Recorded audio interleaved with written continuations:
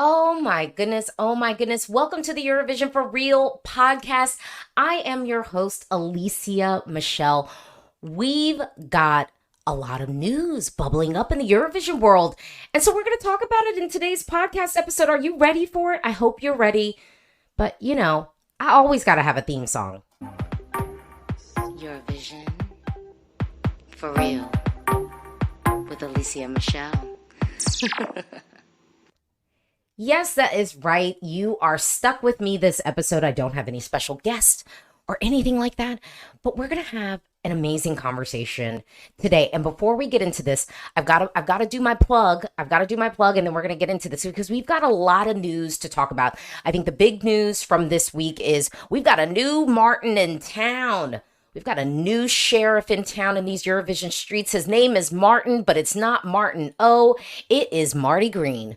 Okay, his name is Martin Green, but you know what? I'm just gonna decide that I'm gonna be well acquainted with this guy, and so I'm calling him Marty. Marty's in town, and Marty's gonna clean some stuff up. But before we get into this news, I just have to tell you all a little bit about the Fibroid Center of Horizon Vascular Specialists. They specialize in the diagnosis and expert treatment of uterine fibroids. If you are a woman or a woman of color, we know we've been having this conversation for, I think, the past couple of years, and I think the stigma around fibroids, it's getting better. But when we talk about women's health, no matter what your background is, it can be really scary. And I think people have like a little bit of fear when it comes to like getting checked and going to the doctor. So the Fibroid Center of Horizon Vascular Specialists, they provide the most advanced and minimally invasive treatment option in a comfortable outpatient setting. They're here to educate folks about uterine fibroids and help people find the best solution for women who are dealing with fibroids and try to find the best solution where maybe it's like avoiding surgery, because I know some people, when you have fibroids, when you look online and you start going to Dr. Google, you're going to get a lot of really scary information. You might be thinking about having a hysterectomy. You might be thinking about having, like major surgery, but that might not have to be the path that you take. Visit horizonfibroids.com. Okay. Dr. Will is amazing. He's going to help you out. He's going to give you all the information you need. So don't forget, visit horizonfibroids.com. All right. Okay. Now that we got that out of the way, Let's kick off with the big news. Okay, we're kicking off with the big news that Martin Green is now our new director of the Eurovision Song Contest. This is a new position that was created after a lot of the fallout from last year. If you listen to some of my episodes that came out over the summer on the podcast, I did sort of talk about these new roles. And ultimately, I was excited for these new roles because that tells us that, we had a small team of folks that are responsible for putting Eurovision together. I mean, if you're thinking about the Eurovision Song Contest, it's this big thing. You would be shocked how few of the people in-house are tasked with handling this big monster of a global event. It would be shocking. So to me, anything where we're talking about increased internal staffing, it makes me feel a little bit better, because that means that you're not going to have people who are, maybe wearing multiple hats, who are being like overworked and overtaxed and maybe even underpaid. Okay, now I'm getting on my soapbox. But I'm just saying, I really do think when you start talking about having more internal capacity to handle the monster that is Eurovision, I'm happy about that. That's a good thing. Eurovision fans should be happy about that. Okay? I'm not saying that they're infallible, all right? But this is a good thing. So this new role, and I mean, this is the thing. Martin Green is coming with a decent background. He's got a thick resume, and we need this. So let me pull out some of the things.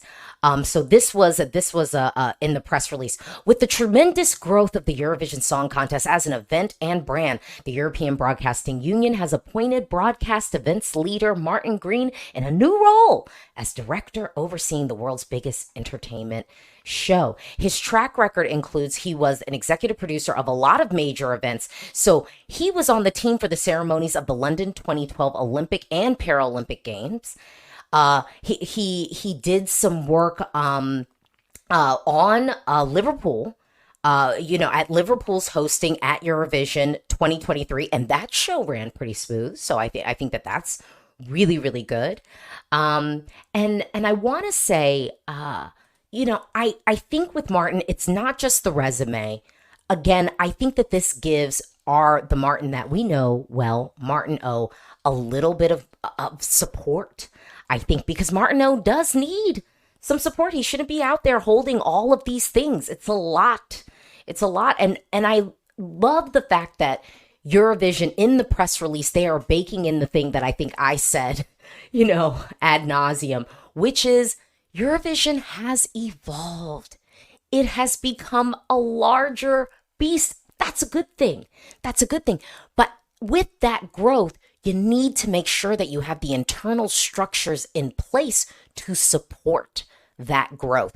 And I think, where we ran into issues last year, I think a lot of it, if I was in on that audit team, I think a lot of what we would have seen is, folks going, well, I didn't do that because I thought this person was holding it. And it's like, well, but I thought that was you holding that. And it's like, well, I was holding this, and this. And then the other person's like, well, I was holding these other 5 things. So it created a situation where it was like, yeah, you've grown.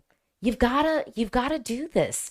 You've got to do this. So they do say that they are kind of splitting up a little bit of what was on Martin Osterdahl's plate. He is still the executive supervisor of the Eurovision Song Contest, but I do believe in the organizational flowchart, Martin is going to report to Marty Green. I think that might be what is happening, that they are not necessarily colleagues, but that Martin O will report to Marty Green. I think. I don't know that. Don't quote me on that. But that's how I think it's going to be, sort of laid out. And so remember the EBU had this investigation, and it was led by an independent expert or whatever.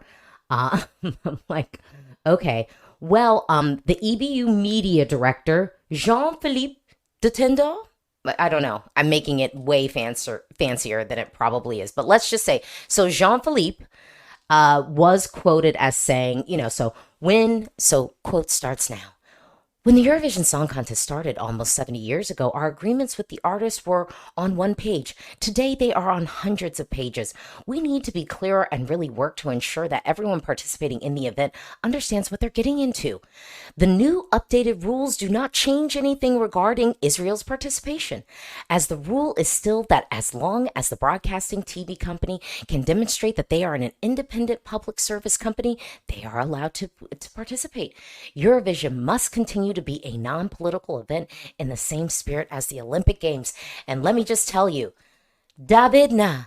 Belarus is going, okay, well, can we compete? At least I will say the Belarusian artists that are speaking out against their government are going, well, we want to compete. And then the rules will say, well, but you can participate as long as the broadcasting TV company can demonstrate that they are an independent public service company. And that is not what happened with Belarus, and that is not what happened with Russia.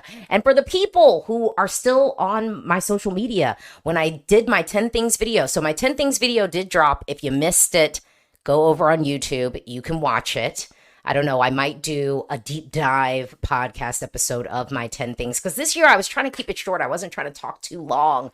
Tia, I wanted to give you the 10 things, let you marinate on it, and keep it moving, okay? But, of course, when I came out with that video, there was a lot of people like, well, I don't want to see Israel there. Well, guess what? They are confirmed, okay? And so if you don't want to see Israel there, then does that mean you're not going to watch the show? Are you not going to be watching? You need to ask yourself these questions. I have tea. I'm sipping tea. But yeah, so you need to make that decision for yourself. But if your decision is I'm not going to be watching, but instead I'm going to spam all the Eurovision content to have them not participate, I would suggest you not do that.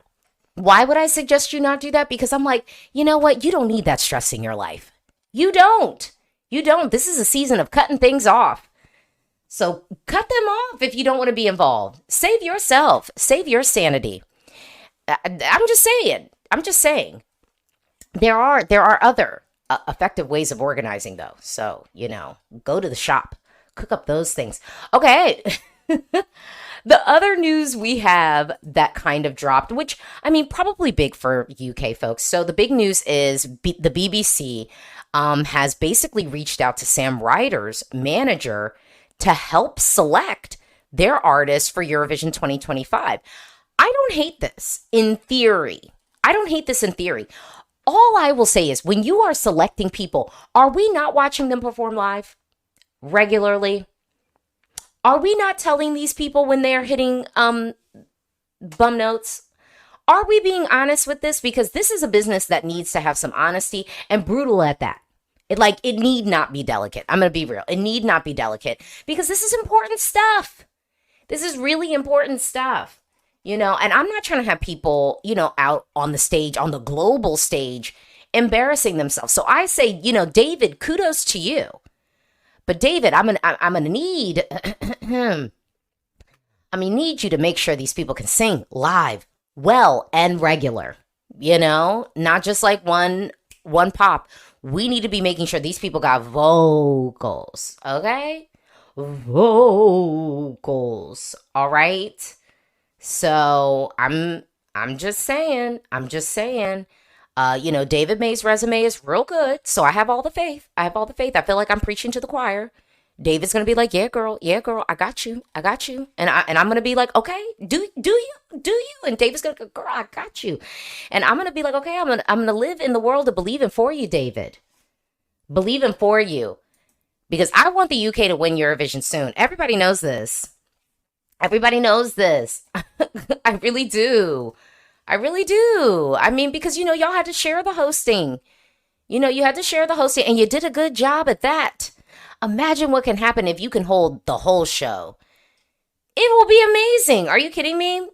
Come on. So, David, if you fumble the bag, and I will just say, y'all, we know who to blame. If the artist that is selected to represent the BBC is questionable on the live vocals, is giving us a whack safe song, we're going to be blaming David. All right. We're not even going to blame the artist because the artist is like, well, they picked me. No. We're blaming David because it's like, did you do the vetting that you needed to do? I don't know. I feel like I'm going to be real cool with him, so we won't have to worry about that. Anyway, okay, Albania, Feek. Albania. Yes, we're talking about Albania. Okay, the real big news is that the girl y'all love, Elvana, is coming back. Okay, we've got 30 confirmed acts for Festivali Këngës, 63, and Elvana is one of the confirmed acts. Here's the thing with Feek. I don't want to get my hopes up at all. I just want to watch the show, and I am going to be watching Feek this year. I'm going to be watching. I don't know if I'm going to be doing a whole bunch of coverage just because holidays, everybody knows I'm a mom, and it's an election year here in the United States. I'm doing a lot of work. I think it's 13 days away from the election now. Oh my gosh. I am both, folks know, I do this for my actual, day job. I work at a labor union. We're door knocking. We're doing events. We're doing rallies, in-person events and things like that. I actually have, a rally that I need to get on, figuring out who's going to host this thing. And when I say who's going to host it, I want some big names, okay? I want some big names to host it. Will we get some Eurovision performers? Probably not. But that's going to be the collab. That's going to be the collab that I'm working on 4 years from now. That's what it's going to be. Eurovision for the U.S., for the States, the Get Out the Vote Eurovision fan rally happening in what battleground state? Well, it'll have to be Pennsylvania, right? Closest to New York. Yeah. Sorry, Midwest. I can't give it to you. Not for the first time. Maybe second time around. But we got to kick off probably in Philly. That's what it'll be. I digress. But no, I'm excited for Festivali Këngës. There are some familiar names. I see Ardit is up here. And then I'm seeing some names of folks that I was like, were you in groups before? And now you're out on your own. Yeah, I'm curious. I really have no expectations for Albania. The only thing I know is that when I watch Feek, I'm going to get some vocals. And I mean, that's mostly the thing that I'm here for. I want the vocals. I have to ask for y'all's forgiveness a little bit. I apologize because I wanted to kick off this episode and give it up to Martin Lee from the Brotherhood of Man, who passed away. Eurovision 1976 winner. The Brotherhood of Man. We know that song is actually a hit. I mean, that song is played, I would say, on US radio. Folks, I always have to give that plug where it's like, oh yeah, we knew about them over here in the States. For sure, don't play. Well, Martin passed away pretty suddenly the 29th of September from heart failure. And apparently he was ill, but only 77 years old.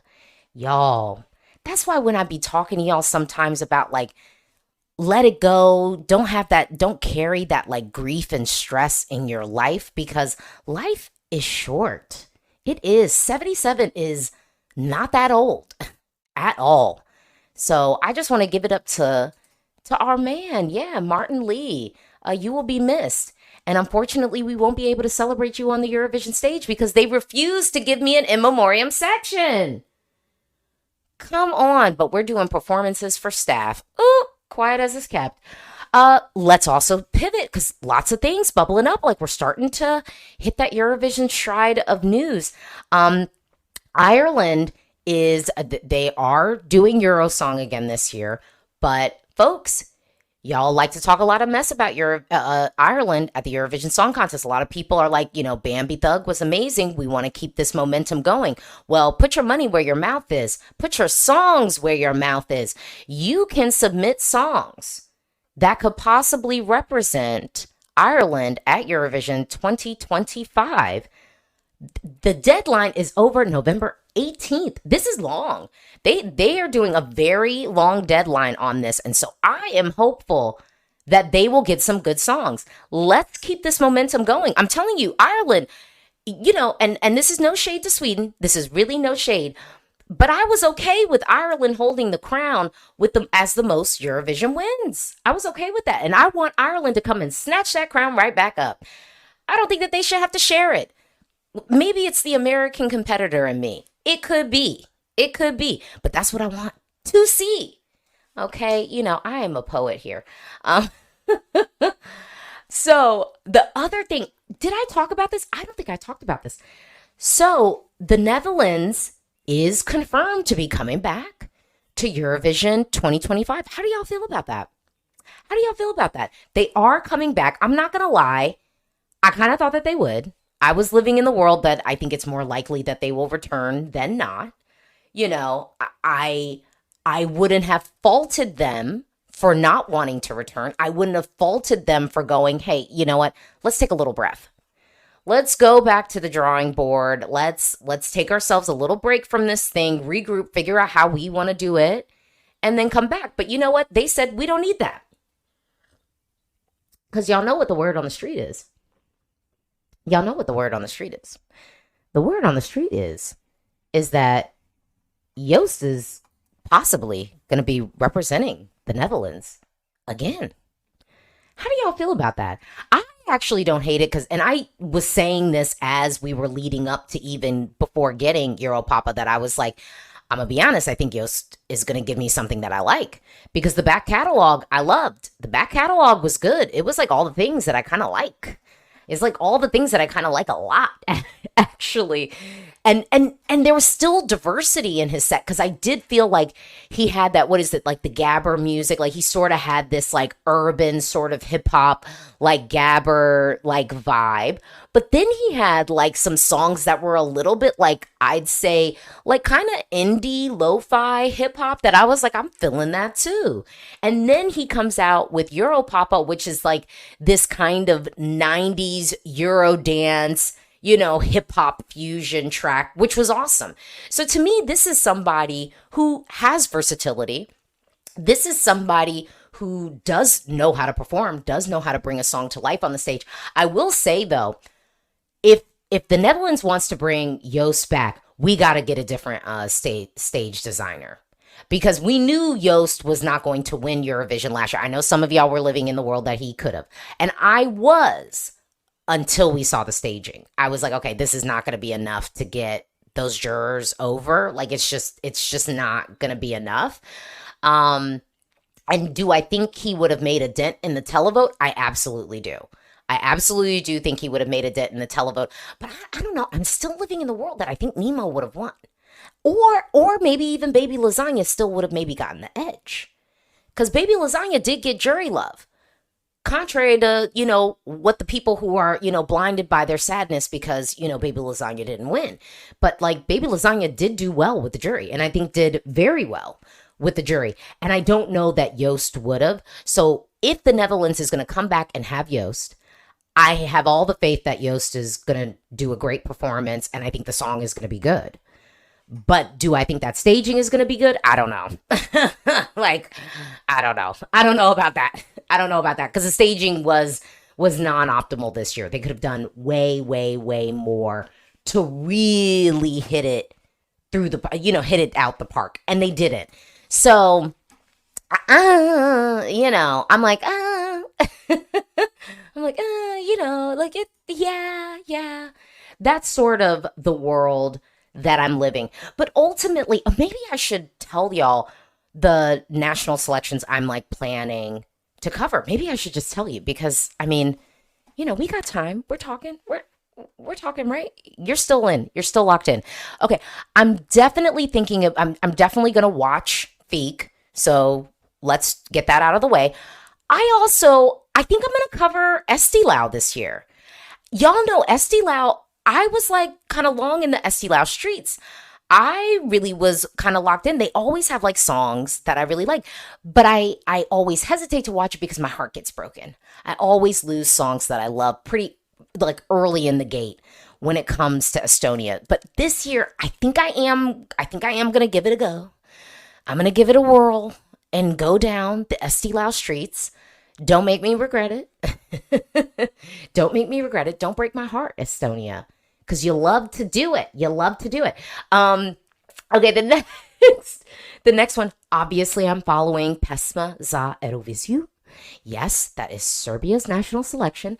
I will continue to follow Pesma.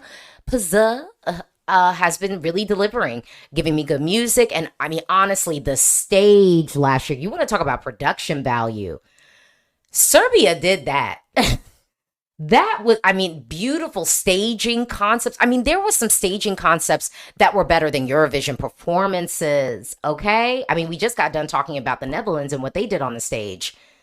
Let's talk about some of the performances we saw on the Pza stage. Absolutely. So I will definitely be following Pesma za Eurovision. I don't know if I'm going to be following Norway deeply, but I'm going to watch the final. I think they'll be able to get me. They'll be able to get me for the final. I'll do that. Y'all know I be putting San Remo on. I just I think I do San Remo in the way that the Italians do it. I just put it on. And then I'm cooking, I'm cleaning, I'm playing with my daughter. We're working on our tracing, learning how to write our name. And, if there's something interesting, we turn our heads to the TV and crank that volume up real loud and dance to it. And then once we get back to the talking bits, we turn that volume right all the way down and get back to doing what we were doing. So yeah, I definitely will be locked in there. I don't know. I haven't finalized my list yet of what I'm covering, but I think those are the big hits. Those are the overall country. Yeah, those are the overall nationals. I'm probably missing one like real big. I'm probably missing one like real big. I think I might be. I might be. You know what I said? I might do Iceland. Songvakepnin. I think I'm going to do that. And you know who I'm going to show love to? I'm going to show love to Montenegro because somebody has to show love to them. They are coming back. Okay. I couldn't be sitting here in this chair kind of like, oh, they're not coming back. Oh, they're not coming back. And then not lock into the national selection. So yes, I'm going to give it up. So Montenegro. So I'm definitely going to do Estilau. And of course I'm going to do Eurosong, Ireland. Of course I'm going to do Eurosong. Definitely doing Serbia. And this is like what I'm going to deeply cover, I think. I think I'm going to deeply cover Esti Lau. I think I'll deeply cover Ireland, of course. I think I've been doing that. I'm going to deeply cover Montenegro, and I'm going to deeply cover Serbia. Yeah, you know what I'm saying? Like, yeah. But I do think, like, I'm going to watch Iceland because, but Iceland broke my heart last year. They had so many good studio cuts. That was one of the national, like, I will just tell y'all, go back and listen to Iceland's national selection, just the playlist. It's so good. It's so good. And of course, Pizza. Okay. Serbia had like some real gems last year for like the playlist, like where you can just put it on and you just let it ride. Okay. Put it on and let it ride. Can I talk to y'all about something? I know it's like we just be having these conversations, and I hope, for those of y'all who are listening, you're nodding and you're talking back to me, because there are pauses in here for a reason. It's for you. It's for you to hop in. Junior Eurovision is happening, and I'm getting a lot of folks at like I do every year, where people are like, "Well, cover it, react to the songs." I want the children to have fun, free of commentary and critique. And, honestly, I feel like the reason why a lot of folks are pressed, like, where it's like, come on, react, because they're like, oh, they're so good. Like, well, I'm like, yeah, that's great. I'm going to put the show on for my daughter. We'll probably watch it together, and she'll be doing, I'll be having two performances, what's happening on the TV and then what is happening on my living room floor, because my daughter will be dancing the whole entire time. So it's going to be a great experience. And to me, that's how it should be experienced. Let the kids have fun, okay? And even if I'm sitting here in a chair reacting, there's going to be things that feel more critiquey than even what I mean it. And guess what? Y'all are not going to get me. You're not going to get me, because I will not be set up here. Let the kids have fun. So, yeah, I might actually be watching Junior Eurovision. I might even, put out some thread posts. Because Twitter, oh my God, have y'all been on Twitter lately? Oh, Jesus. X is awful. It's like sometimes like I'll just post stuff and then I just close out. And then when I go back, I just go to my mentions. I don't even play with the feed anymore. I'm like, I don't even want to play with the feed. I'm like, don't drag me in it. Don't drag me in it. And they're tempting you. They're telling you, come down here. We've got toxic shit to talk about. Come on down. Let's talk about it. Yeah, that's what they want you to do. And you should just say no. Just say no. Just say no to toxic Twitter. The other shout out I wanted to do, was shout out Alesia, who won Oge Second Chance. Y'all know I really liked Annalisa's song. I wasn't deep in Sanremo last year, but I had to admit that I was like, oh, I kind of prefer, I think, this. Like, Lanoya was great, don't get me wrong. Like, obviously, Lanoya season is coming to a close. The chill is back in the air. Okay, but I did love Annalisa's song and just the way she was delivering it on stage. It was something about that song that felt visual to me. It was like I'm listening to her, she's standing in place, and I can already figure out how grand it is. Like I can just vision the grandeur from the song. Does that make sense? So I like songs that do feel visual, where it's like they lend themselves to performance. And yeah, I do think that, Annalisa was serving that in the ultimate best way. So kudos to you, Annalisa. You won Oge. I'm here for ya. I'm here for ya. This, I have to say, because one of my 10 things, I'm all over the place today. I hope you're fine rocking with me. I have to say, this year I actually found it kind of difficult to do my 10 things video. Is that crazy? Like, you would be thinking after all the notes that I had for Eurovision 2024 that doing my 10 things was just like, oh my God, where do I start? And I actually was a little bit struggling this year because most of my critiques were more backstage process hiring things like capacity and a little bit of like role clarity. I think that was like my biggest thing from this year. And I think, maybe the biggest secondary thing coming out of Eurovision 2024 was technically the virtual press room was kind of a fail in a sense. I think the steps that they took, to stop the pirating and the leaks, and I totally understand that we need to figure out a way to stop the pirating and the leaks. And any press who are like leaking stuff, I mean, like, come on, like, yeah, they got to figure out a way to, clamp down on that. But I mean, there were just some rehearsals I just didn't even see. You know what I mean? Like, I just I didn't even see it. Because either we got locked out or if you were watching it, like there was like, it was like the spinning wheel of death, like the bandwidth was just not together so you could watch it. So that was challenging. And this is even for me, for someone who was like on the ground. Yeah, so that was challenging. So for me, being a person who is like, and I'm going to keep telling people, I am not going to Basel. I am not going to be on the ground for Eurovision 2025. I ain't got the budget. If you want to sponsor me and help me to make it there, I would love that sponsorship, okay? But as it stands right now, I don't have the funds to make that happen. So, so with that said, I am now really worried for, attempting to cover Eurovision 2025. Yeah, so that was my other thing. So going back to the 10 things, I did find it difficult because ultimately I think we have to own the fact that Eurovision is a much slicker show. The level of talent that we are being blessed with is so great. It is higher.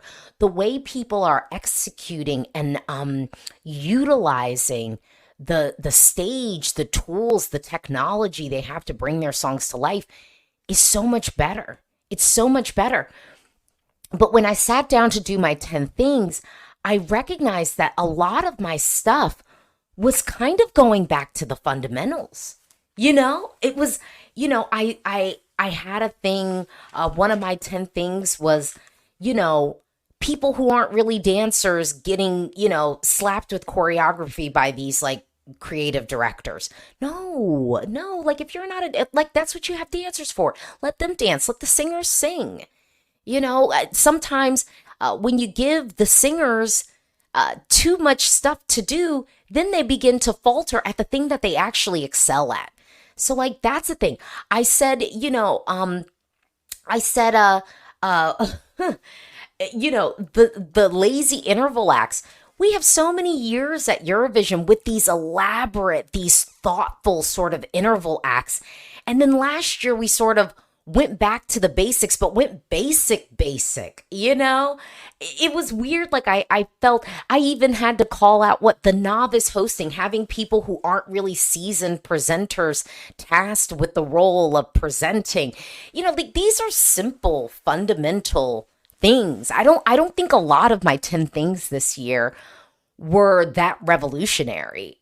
They weren't really that revolutionary. And I appreciate, the chorus of agreement for them. But, as the contest expands and becomes this bigger thing, it's those little things, those fundamentals that we can't allow to kind of go by the wayside. You know what I mean? Like we can't let those fundamental things go by the wayside.